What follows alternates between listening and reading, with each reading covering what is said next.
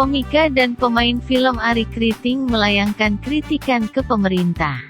Kritikan itu disampaikan Arie Kriting setelah pemerintah melalui Kementerian Pemuda dan Olahraga memilih Nagita Slavina sebagai Duta PON ke-20 Papua.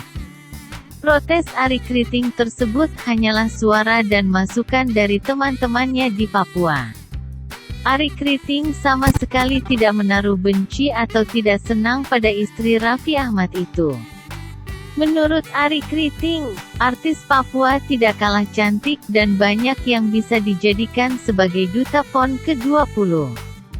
Mohon support saja, kata Arie Kriting di kawasan Senayan, Jakarta Pusat.